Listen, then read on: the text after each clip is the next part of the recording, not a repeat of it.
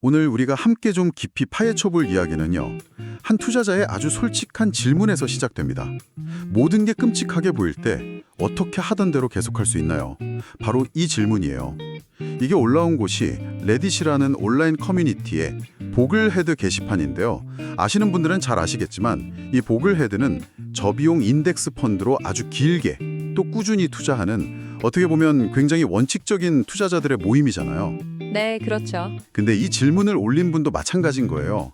요즘 뉴스 헤드라인마다 뭐 폭락 임박이다, 지금은 현금이 답이다 이런 얘기가 너무 많아서 불안하다고. 금리, 인플레이션, 전쟁 뭐 이유는 매일 바뀌는데 결론은 항상 똑같다는 거죠. 세상이 곧 망할 것 같다. 본인도 2018년 하락장 때처럼 묵묵히 적립식 투자를 하고는 있는데 온 세상이 무너진다고 소리칠 때 마음 다잡기가 너무 어렵다 이런 토로였어요. 뭐 지금 듣고 계신 당신도 좀 비슷한 감정 느껴보셨을지 모르겠어요. 바로 그 지점인 것 같습니다. 이 진솔한 질문 하나에 정말 수많은 베테랑 투자자들이 모여서 자기 경험이랑 지혜를 막 쏟아냈어요. 이런 끔찍한 소음들을 어떻게 무시하고 내 계획을 지킬 수 있는가? 오늘 저희는 바로 이 집단 지성을 아주 깊숙이 들여다보려고 합니다. 좋습니다. 아마 오늘 이 이야기들을 쭉 따라가다 보면 지금 당신이 하고 있는 투자 고민을 덜어줄 아주 실용적인 힌트를 분명히 찾으실 수 있을 겁니다. 가장 먼저 정말 많은 사람들이 이 소음의 정체부터 알아야 한다 이렇게 지적을 하더라고요. 한 사용자 댓글이 진짜 인상 깊었는데 40년간 꾸준히 적립식으로 투자해서 조용히 백만장자가 되어 은퇴한 남자의 이야기. 이거 아무도 클릭 안 한다. 정말 그렇죠. 핵심을 정확히 꿰뚫는 말입니다. 이게 결국 금융 미디어의 비즈니스 모델을 알아야 한다는 거거든요. 비즈니스 모델이요? 네, 다른 사용자들도 비슷한 얘기를 해요. 파멸, 공황, 붕괴 같은 단어들. 이런 것들이 우리의 어떤 원초적인 공포를 자극해서 클릭하게 만들고 그걸로 돈을 버는 사람들이 있다는 사실이죠. 헤드라인의 목표는 당신에게 정보를 주는 게 아니라 당신의 감정을 이용해서 자기들 수익을 내는 데 있다는 걸 좀 냉정하게 볼 필요가 있습니다. 잠깐만요. 그러면 우리가 보는 금융 뉴스가 다 그냥 쓸모없고 나쁘다는 건가요? 그래도 시장이 어떻게 돌아가는지 정보는 좀 얻어야 하잖아요. 이게 약간 극단적으로 들리기도 하는데 이 사람들은 좋은 정보랑 소음을 어떻게 구분하라는 걸까요? 정말 중요한 질문이십니다. 이분들의 주장이 모든 정보가 거짓말이라는 건 아니에요. 오히려 사실을 어떻게 포장해서 어떤 이야기를 만드느냐, 바로 그 문제라는 거죠. 이야기요? 네, 예를 들어서 2020년 코로나 대폭락 때를 한번 생각해보죠. 주식이 50% 폭락했고 더 떨어질 수 있다. 이 헤드라인, 이거 팩트잖아요. 그렇죠. 사실이죠. 하지만 이건 공포의 서사를 만들어요. 반면에 주식이 50% 하락해서 장기 투자자에게는 좋은 매수 기회가 생겼다. 이 헤드라인도 똑같은 팩트거든요. 근데 이건 기회의 서사를 만들죠. 미디어는 본능적으로 전자를 선택한다는 겁니다. 그러니까 같은 사실을 가지고 어떤 프레임을 씌우느냐에 따라서 우리 감정이 완전히 다르게 반응한다는 거군요. 맞습니다. 그래서 많은 투자자들이 정보 다이어트를 아주 강력하게 권하고 있어요. 매일매일 시장 등락을 중계하는 자극적인 뉴스 말고요. 일주일에 한 번 아니면 한 달에 한 번 정도 차분하게 시장을 분석해주는 그런 컨텐츠를 보라는 거죠. 주기를 길게 가지라는 거군요. 네, 수십 년, 수백 년의 역사 데이터 속에서 현재 상황의 맥락을 짚어주는 책이나 아니면 깊이 있는 팟캐스트를 선택하라는 조언입니다. 당신이 30년 뒤를 보고 투자한다면 사실 오늘 시장이 1% 오르고 내린 건 아무 의미도 없으니까요. 결국 미디어는 우리 감정을 이용해서 돈을 번다. 그렇다면 그 감정의 파도에 휩쓸리지 않으려면 우리 스스로 어떤 심리적인 방파제를 쌓아야 할 텐데요. 이 부분에 대해서도 정말 기발한 아이디어들이 많았어요. 가장 대표적인 게 바로 그거죠. 시장이 하락하면 세일이 시작된 것이다. 그 유명한 비유요? 네. 한 사용자는 이런 비유를 들었어요. 나는 내가 제일 좋아하는 아이스크림을 매주 사 먹는다. 그런데 어느 날 마트에 갔더니 그 아이스크림이 50% 세일을 한다. 그럼 내가 슬퍼해야 하나? 아니다. 평소보다 2배로 살 수 있으니 기뻐해야지. 워런 버핏도 햄버거 얘기하면서 똑같은 비유를 했다고 하고요. 그게 가장 대중적이고 또 효과적인 마인드셋이죠. 그런데 여기서 한 걸음만 더 들어가 보면 아주 흥미로운 반론이 또 나옵니다. 반론이요? 네, 일부 좀 노련한 투자자들은 그 세일이라는 비유가 위험할 수도 있다고 경고해요. 한 사용자는 이걸 이렇게 표현했어요. 주식은 세일하는 게 아니라 손상된 것이다. 손상된 상품이라뇨? 그건 무슨 뜻이죠? 세일이면 좋은 거 아닌가요? 이게 아주 중요한 차이인데요. 세일이라는 말 속에는 원래 가격으로 돌아갈 것이라는 전제가 이미 깔려 있잖아요. 그렇죠. 하지만 주식시장에는 그런 보장이 없죠. 말하자면 흠집이 난 상품을 사는 거랑 같다는 겁니다. 원래 가치를 회복할 수도 있지만 아닐 수도 있다는 그 불합실성을 인정하라는 거죠. 이 관점은 우리가 하락장에서 그냥 무작정 싸다 하면서 흥분해서 달려드는 걸 막아주는 아주 냉정한 브레이크가 될 수 있습니다. 와, 정말 흥미로운 관점이네요.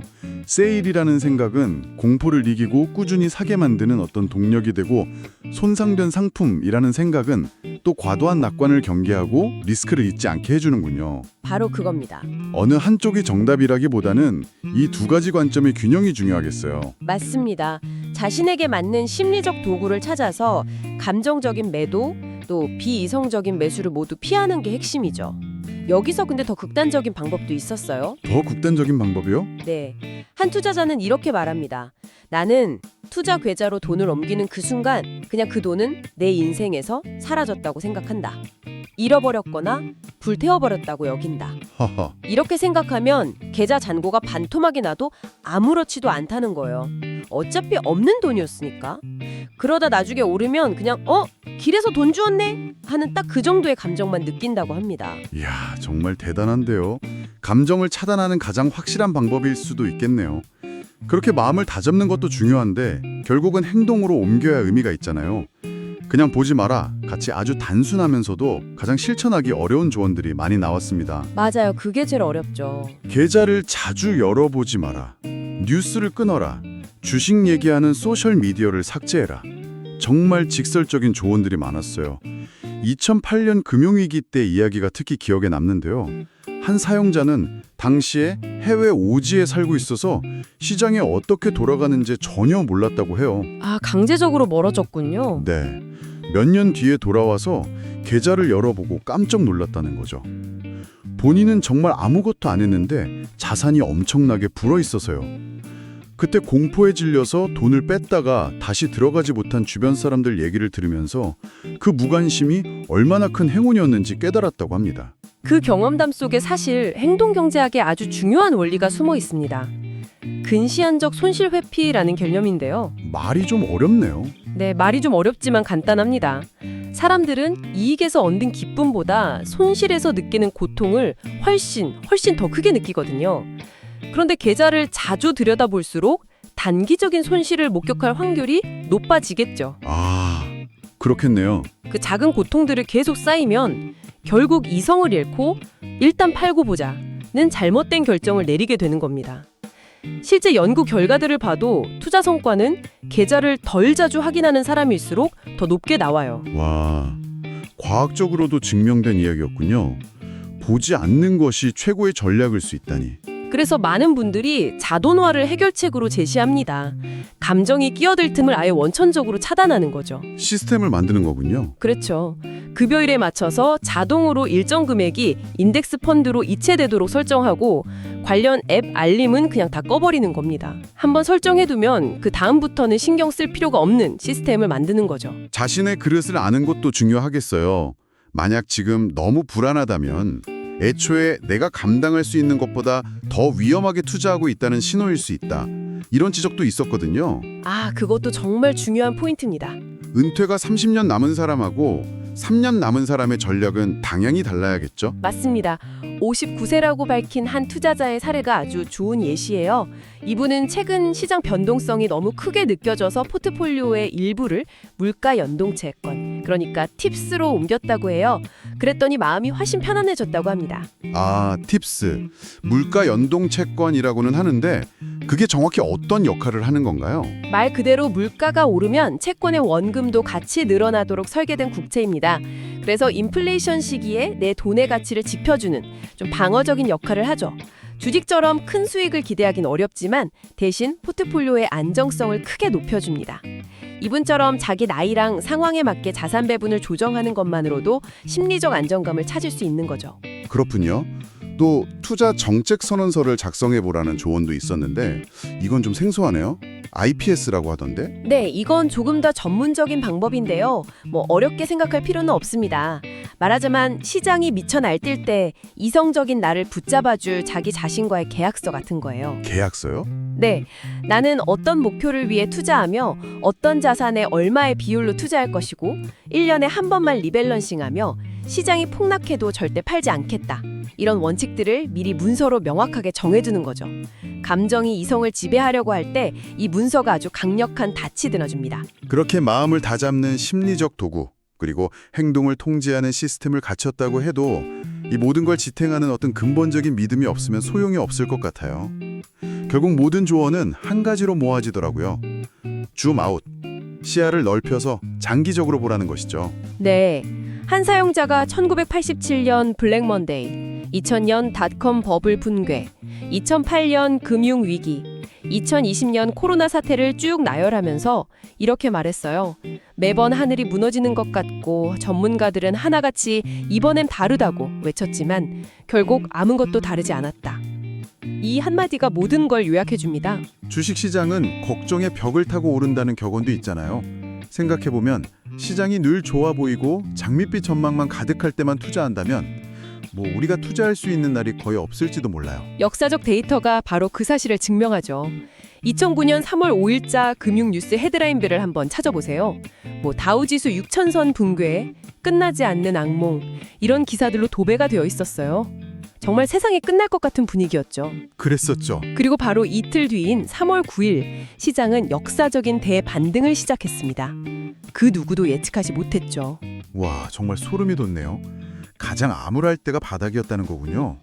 한 금융설계사가 들려준 고객 이야기도 정말 감동적이었어요. 45년간 투자해온 고객인데 평생 연봉이 5만 5천 달러를 넘은 적이 없었던 분이래요. 아, 그래요? 네. 그런데 은퇴 계좌에 1,000만 달러, 우리 돈으로 13억 원이 넘는 돈을 모았다는 겁니다. 비결을 물었더니 그냥 100% 성장주 펀드에 돈을 넣어두고 45년간 시장이 좋든 나쁘든 월급 날마다 꾸준히 돈을 넣은 것뿐이라고 하더랍니다. 그것이 바로 계획을 믿고 따르는 것의 힘입니다. 정말로 세상이 끝난다면 당신이 가진 현금 다발도 그냥 종이 조각일 뿐이다. 이런 댓글도 있었어요. 이 말처럼 자본주의 시스템이 유지되는 한 시장은 우상향할 것이라는 믿음이 필요한 거죠. 그렇죠. 지금의 변동성은 20년 뒤에 가장 가치 있을 자산을 값싸게 사들일 절호의 기회라는 믿음 말입니다. 특히 투자 기간이 수십 년 남은 젊은 투자자에게는 하락장은 재앙이 아니라 오히려 축복이라는 의견이 아주 많았습니다. 오늘 우리는 시장의 소음이 극심할 때 어떻게 마음을 다잡고 계획을 지켜나갈 수 있는지 수많은 투자자들의 생생한 목소리를 통해 살펴봤습니다. 핵심을 다시 한번 정리해 볼까요?